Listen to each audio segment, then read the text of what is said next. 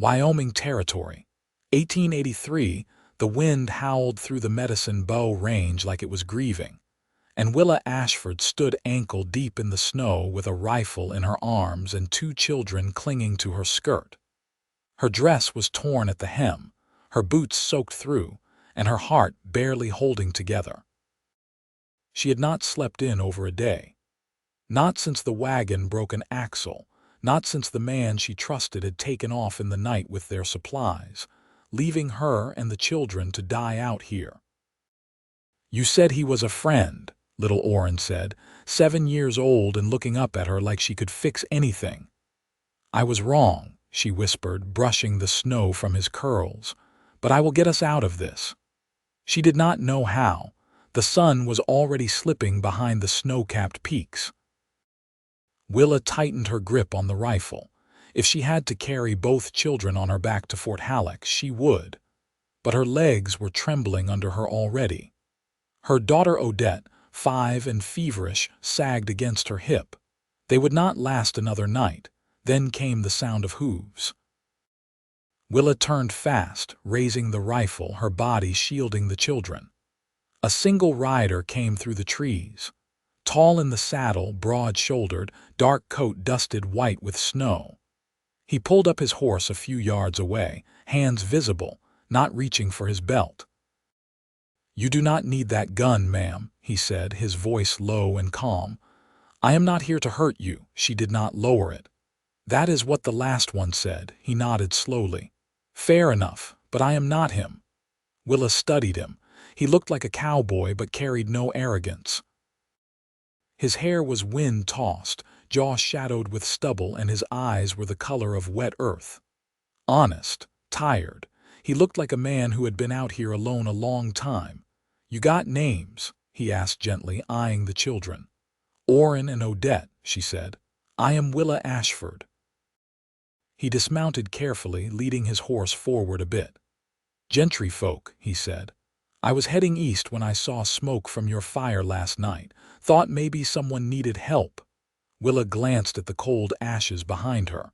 "That fire went out hours ago. I know, I tracked your prints." She blinked. He had followed their trail through the snow, not for gain, not for glory, just because he thought someone might be in trouble. Odette whimpered. Willa's arms were shaking from holding her. Gentry stepped closer. "Let me help her." Willa hesitated, then nodded once. He took his coat off and wrapped it around Odette, lifting the girl into his arms like he had done it before. She curled against him without protest. He was warm and solid and careful. "I got a cabin not far from here," he said. "Small but warm. We can ride double. I will come back for your boy once I get her settled."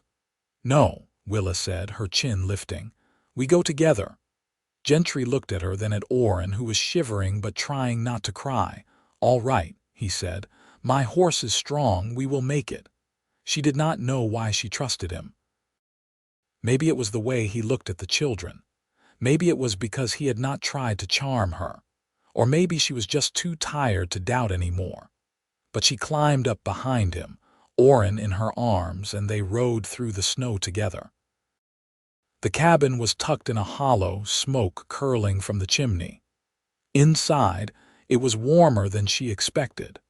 Gentry had a fire going in minutes and blankets wrapped around the children. He brewed willow bark for Odette's fever and left food at the edge of the table for Willa without saying a word. She ate like a person who had not tasted kindness in weeks. Later, when the children were asleep on a bed of furs in the corner, she stood by the fire, arms wrapped around herself. "You live out here alone?" she asked. He nodded, pouring more water into the kettle. "I used to run cattle, got tired of people, so I keep to myself now." Willa looked down. "People can be cruel." "Yes, they can." She hesitated. "Then their father, he left us. Said he would come back with supplies. Never did." Gentry looked over, quiet. "He yours?" She shook her head fast. "No, just a man I knew. I thought he cared." "And you were on your way where?" "Fort Halleck. My brother was posted there before the war. I do not know if he is even still alive." Her voice cracked a little. "But I had to try." Gentry nodded like he understood. He did not ask more. That night she slept on a cot near the fire, the children curled beside her. Gentry kept watch from a chair by the door, one hand always near his rifle. He did not speak again until morning. 3 days passed. Odette's fever broke. Orrin started smiling again. Willa helped Gentry cut firewood, cook meals, patch the roof before another snow. Sometimes they talked. Sometimes they just worked side by side without saying anything, and somehow that felt better. On the 4th day, Willa sat on the porch steps with her mended skirt spread around her, watching the children chase each other near the trees. Gentry joined her, his hat in his hands. "You are not what I expected," she said. He looked sideways at her. "What did you expect? A man who would ask for something in return, who would look at me and see a burden." "I see a woman who kept 2 children alive through a blizzard," he said. "That is not a burden." She turned her face toward him. The sun caught his cheekbone, the curve of his mouth. Her heart thudded once against her ribs. "You do not even know me," she said. Gentry looked at her for a long moment. Then he leaned in, voice low and steady. "Then let me spend forever learning." Her breath caught. He was not trying to flatter her. He meant it. Willa looked down at her hands. They were raw from cold, from work, from holding on too long. When he reached over and took one gently in his, she did not pull away. "You are not alone anymore, Willa," he said. "I want to believe that." "Then let me prove it." She met his eyes. "All right," she whispered, and for the first time in months she smiled. The snow had begun to melt in streaks along the southern slope, revealing patches of brown grass, and the first stubborn crocuses pushing up through the earth. A creek ran not far from the cabin, and Willa knelt beside it, scrubbing a shirt against the stone with one hand while the other kept Odette from leaning too far over the edge.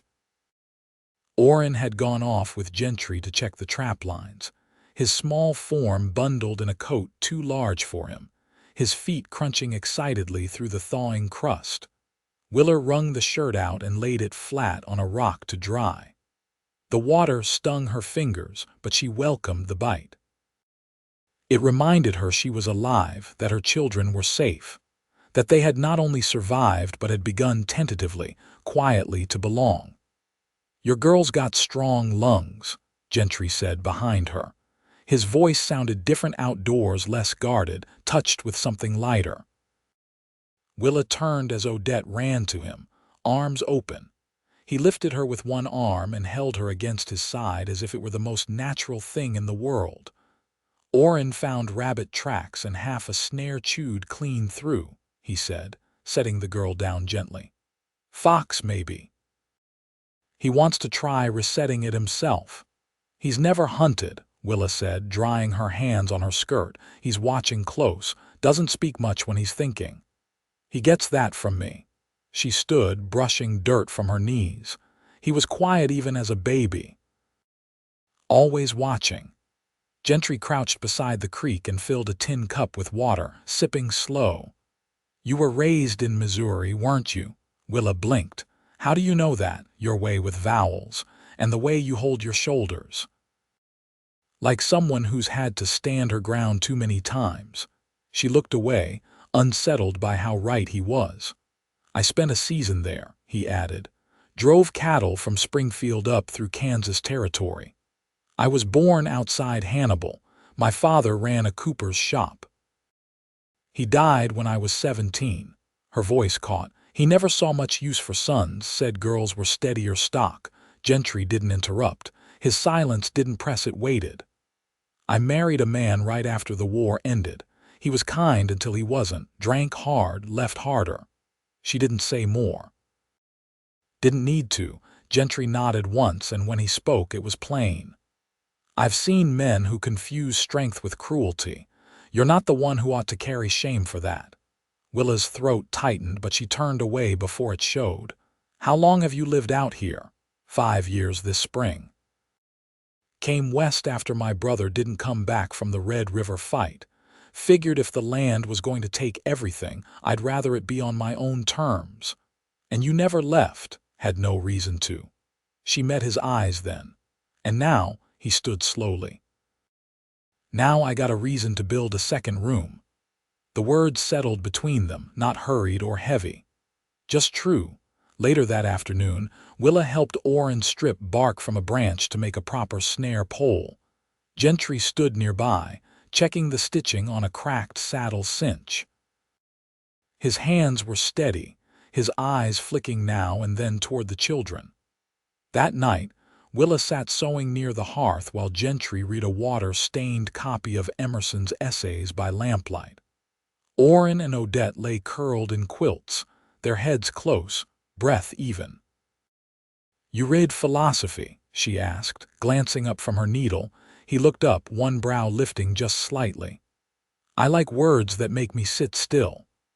I used to read by candle after the children slept. I'd copy lines into the margins with charcoal." He smiled, faint but warm. "Still got the book?" "No, left it behind when we ran." He set the book aside. "Then we'll find another. There's a peddler comes through twice every spring. I'll ask him." She hesitated, then set her sewing aside, smoothing the fabric with both hands. "Why are you being so kind to me?" His voice dropped, low and certain. "Because I see you." She didn't speak, didn't know how to. He stood and crossed to the hearth, crouching beside her. "You said I don't know you," he said, his hand resting lightly on the edge of her rocking chair. "But I know how you hold your sorrow quiet. I know you wake early and make enough stew to stretch for days. I know your boy watches your hands like they're maps, and your girl hums herself to sleep, her breath hitched. I know you protect more than you ever ask for. And I want to learn the rest." She looked at him, the firelight softening the hard lines of his face. "Then let me spend forever learning," he said. She reached for his hand, her fingers threading through his slowly, deliberately. "All right," she whispered, "but you'd best be patient. There's a lot I've forgotten how to say." "Then we'll take our time," he murmured, "and let the quiet speak for us." And in that silence something shifted, not sudden, not loud, but deep and sure, like roots settling into earth. The snow was mostly gone by the day Willa found herself standing beside Gentry in a narrow clearing, watching Orrin notch an arrow to a child's bow. The boy had carved it himself under Gentry's patient eye, and though the bowstring barely held taut, the boy's arms were steady. The arrow flew crooked, landing short of the stump he aimed for. He looked down, scowling. "Try again," Gentry said. "Wind's different this side of the ridge. You'll learn to feel it." Willa stayed quiet, arms crossed against a breeze that carried the smell of wet pine and thawed bark. She'd never seen her son so focused. Gentry let him miss without correcting too soon, letting Orrin shape his own skill from each mistake. That night, she waited until the children had long gone to sleep before she spoke again. "I should have taught him more," she said, not quite meeting Gentry's eyes. "Before we left Missouri." "You taught him how to last," he replied. "The rest comes easy after that." She was sitting on the porch rail, the lantern inside throwing long shadows across the yard. Gentry leaned against the post beside her, arms folded, hat resting near his boots. He'd spent the day hauling stones up from the creek enough to begin laying a chimney foundation for a second hearth. "You always build with stone?" she asked. "When I can." "Wood's quicker, but stone holds the years better." "Seems a lot of work for one man." He glanced at her, a trace of something dry in his voice. "Was one man. Now there's 4 of us." Her breath caught, not from surprise but from something quieter, a knowing. "You've built things before?" she asked, shifting the weight of her body to face him more fully. "Barns. Corrals. A cabin once with my brother. We planned to raise horses till the herd was taken in a spring flood. After that he joined the Scouts. I stayed behind." She looked at his hands calloused and nicked, the nails squared clean. "You miss him?" "Every time I hear thunder," he said, "I think it's him pulling up outside." Willa reached out, touching the edge of his sleeve. "You don't talk much about your past." "I never had anyone who wanted to hear it." She nodded, then looked out across the dark stretch of trees. "When I was a girl, I used to lie awake and make plans. I'd draw a map of the country in my head. Mark the places I'd go. Where was the first? Santa Fe," she said. "Something about the name. I imagined clay houses and warm wind and never needing to wear shoes." "You still want to see it?" She gave a soft laugh. "Seems far away now." "I've been," he said, voice low. "It's quieter than you'd think. The sky there doesn't shut for days." She looked up at him, her face lit faintly by moonlight. "Would you go back if you asked me?" She held his gaze, something stirring between them that didn't need naming. Then, slowly, she stood. "There's a loose board in the cabin floor," she said. "Odette caught her foot in it this morning. Thought maybe you could help me fix it." He followed her inside without a word. They worked side by side, kneeling in the low light, pulling up the warped plank with a flat nail claw. She held the lantern while he measured the gap with his palm, then fitted another board from the stack he kept near the hearth. Their hands brushed once, skin rough to rough, and neither pulled away. As he hammered the board into place, Willa sat back on her heels. "Do you ever think about what makes a place home?" she asked. He paused, lifting his eyes to hers. "I used to think it was just land, fences, a roof that doesn't leak. But now I think it's the people who wait for you to come back." The hammer dropped quiet to the floor between them. She didn't speak, not right away. She reached out and took his hand, folding it into hers with a slowness that felt like promise. "I want to stay," she said. He leaned in, his forehead brushing hers, breath warm against her cheek. "Then you're home." And when she kissed him, it wasn't sudden.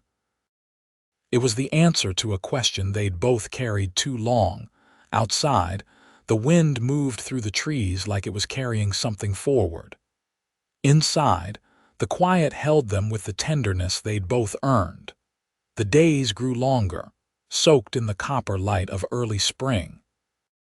The trees wore buds like a promise too long withheld, and the sodden earth, once unforgiving, began to yield to planting.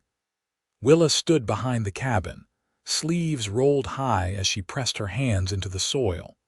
Her palms came up black with damp loam.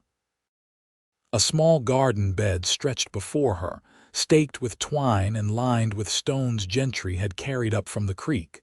She worked with quiet care, pausing now and then to turn her face to the sun. "I thought we'd try beans first," she said without looking up. "They don't mind the cold so much." Gentry knelt opposite her, pressing his thumb into the dirt to make space for seed. "My ma used to say beans were stubborn, same as us. They'll climb anything if you give 'em a line to follow."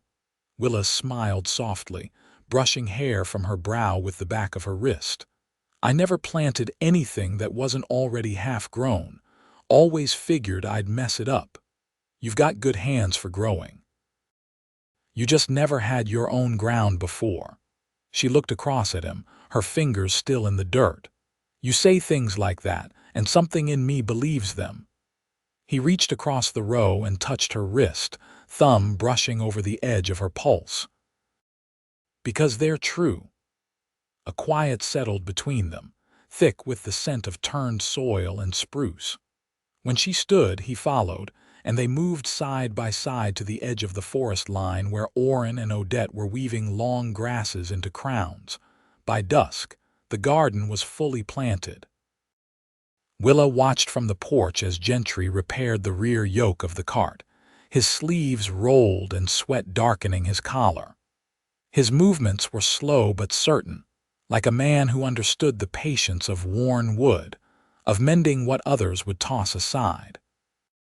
Inside, Odette was curled up with a wooden doll Gentry had whittled for her. Orrin sat cross-legged nearby, tracing the shape of counties on a tattered old map he'd found in Gentry's trunk. "You think we'll ever see the ocean?" he asked. Willa crouched beside him, brushing her hand over the fraying edge. Maybe one day, but not yet. Why not? Because this is where we build first, someplace solid.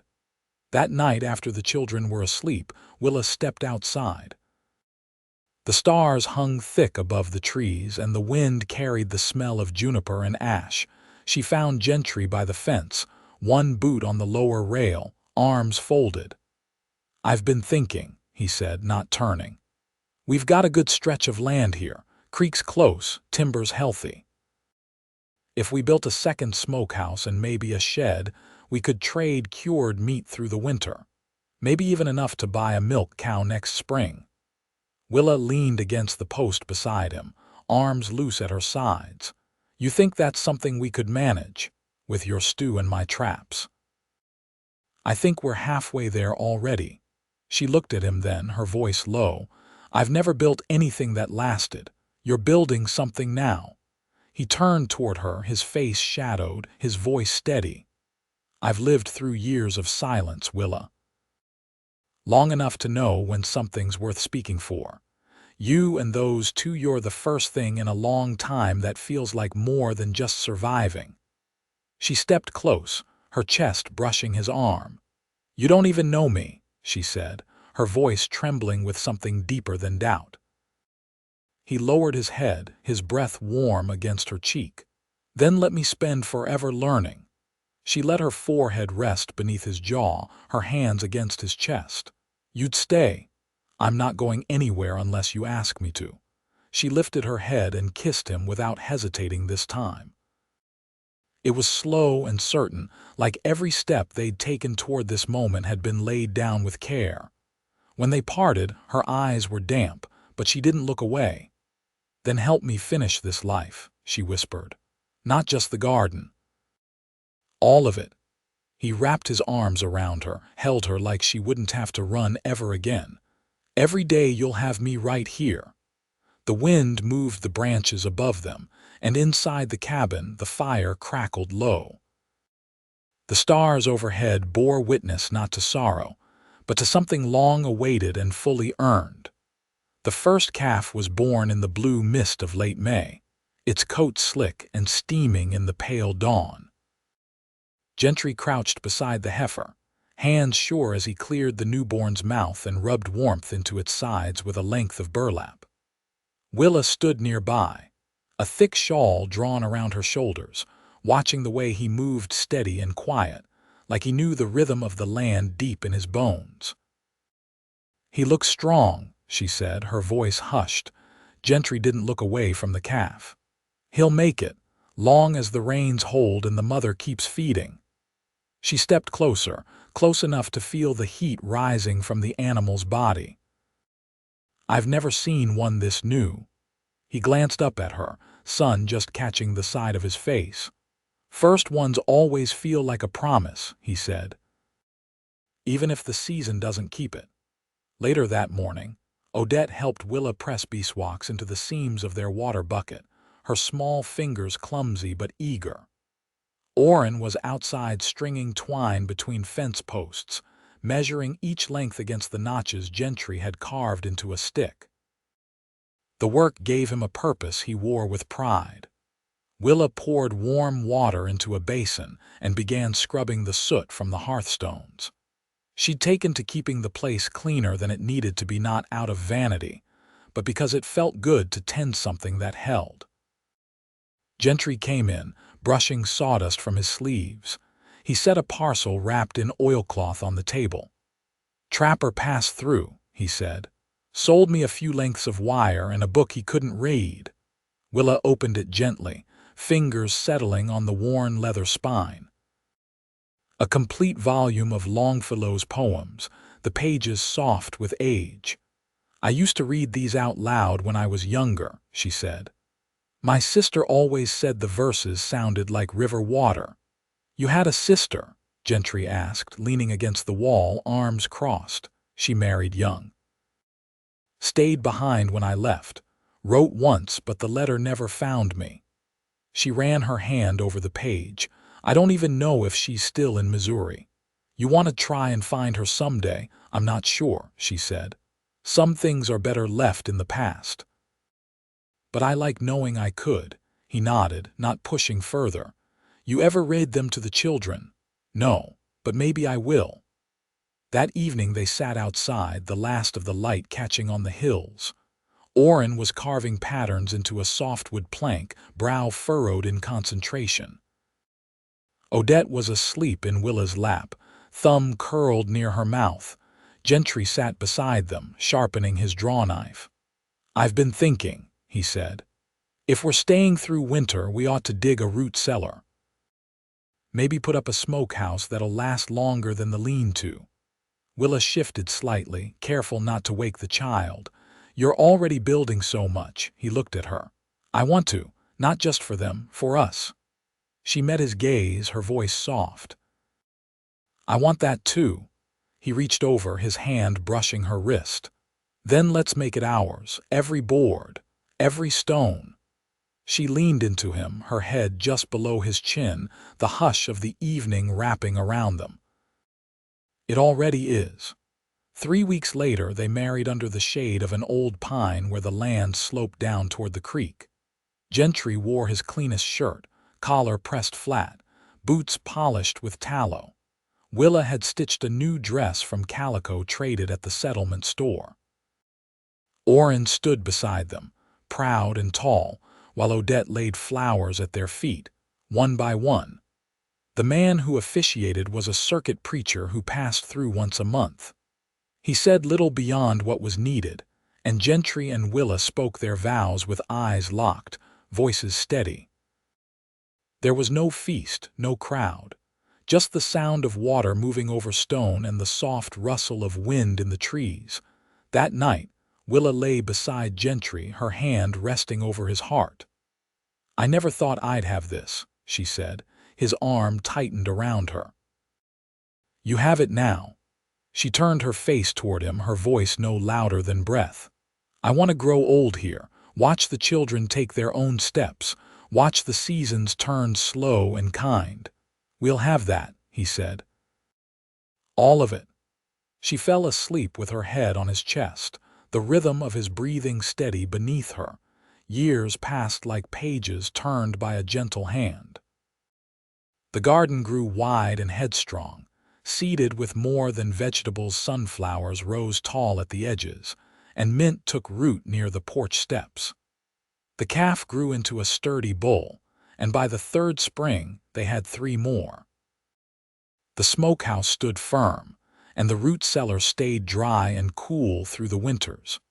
Odette learned her letters beneath Willa's teaching hand, and Orrin built a sled that could carry both of them down the hill behind the cabin. Gentry built shelves into the walls and filled them with books, tools, small carvings that Odette painted with crushed berries. They never left, never needed to. The world came to them in the form of traveling traders, neighbors who stopped by for salt or news, and the children of passing wagons who stayed for supper and stories. In the evenings, Willa read out loud by lamplight, her voice clear and calm. Gentry sat beside her, their hands always touching a thumb brushing a knuckle, fingers curled together like roots in shared soil. And in every season, through every storm and harvest and thaw, they chose each other again and again. Their life didn't unfold like a song.